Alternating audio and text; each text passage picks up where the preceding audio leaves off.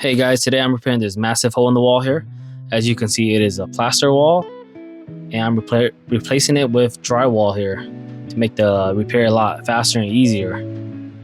So first thing you want to do is just measure it out and cut your drywall board out, trace it, and then use a utility knife to just score it. And then you kind of break it off like this, which took a while, and it wasn't as square, so I brought out my oscillating tool to cut this instead.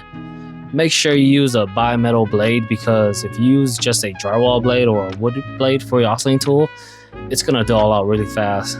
Plaster is no joke. These things are hard. Like, they literally have cement or rocks in them that will dull out your blade real fast. So I recommend using a metal blade.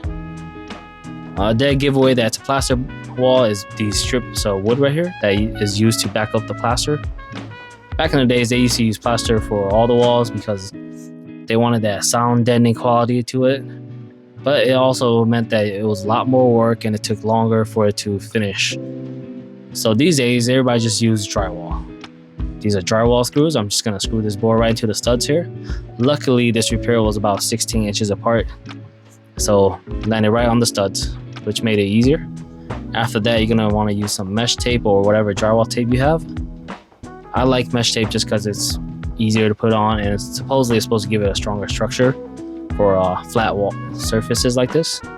So that's all that came out of that wall right there, some insulation and those strips of wood. And then go ahead, throw your mud on it. I'm just using some easy sand multi-purpose mud here. Get it to the consistency of like peanut butter, just to make it stick on better, so the bond will be better. So slap that mud on and get to work. Just doing this repair, I feel bad for the guys back in the day where they had to use plaster, man. It was a lot of work. So you want to smooth it out, level it out as much as you can. Just remember, the first coat is always going to be ugly. You're going to have to come back the next day after this cures or dries, and then put another coat on it to smooth it out. Once you put the second coat on it, then let that dry and you can sand it off.